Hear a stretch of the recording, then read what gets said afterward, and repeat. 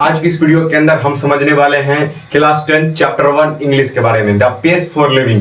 जो जिंदगी हमारी जो जिंदगी है उसमें कोई भी आदमी कितना फास्ट अपना जिंदगी को जीता है, क्योंकि आज के इस आधुनिक भरे जीवन में यदि हम इतना स्लो चलेंगे तो शायद हम अपने मंजिल पर नहीं पहुंच पाएंगे। इसीलिए इस चैप्टर का टॉपिक या नाम रखा गया है द पेस फॉर लिविंग, जीवन जीने की गति, जीवन की गति। ठीक है दोस्तों, इसके अंदर हम पढ़ने वाले हैं, तो लेट्स स्टार्ट करते हैं।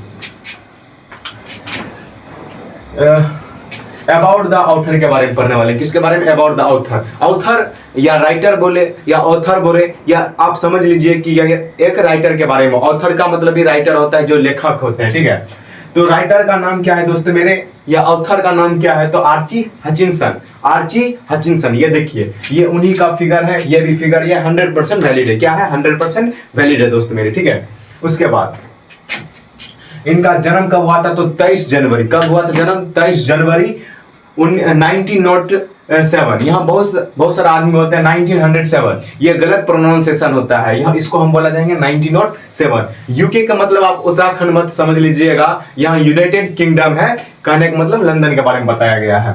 और इसका डेथ, मृत्यु कब हुआ था? तो 3 जुलाई 1975 को हुआ था। और इंपॉर्टेंट बुक नेम देखिए, इंपॉर्टेंट बुक नेम, ये इनके जो महत्वपूर्ण पुस्तकें थी, इन्होंने बहुत सारे पुस्तकें लिखे थे, उसमें भी जो ज्यादा महत्वपूर्ण है उनके बारे में देखिए। The fire and the word, the fire and the words, the fire and the words के बारे में। किसके बारे में? The fire and the words के बारे में। यह एक इसका लव स्टोरी, ये क्या है? इसका लव स्टोरी है दोस्तों मेरे। यह क्या है? Love story. यह क्या है? Love story. यह क्या है दोस्तों मेरे? लव स्टोरी है।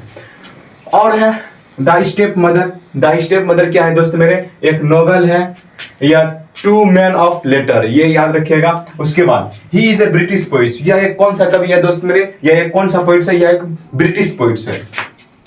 ही स्टडी इन ऑक्सफोर्ड यूनिवर्सिटी। यह कहाँ हम पढ़ते थे? Oxford university. यह ब्रिटेन का या लंदन का सबसे प्रसिद्ध यूनिवर्सिटी में से एक माना जाता है। हर वो स्टूडेंट का सपना होता है कि हम एक बार जरूर ऑक्सफोर्ड यूनिवर्सिटी से पीएचडी करें। ठीक है दोस्त मेरे।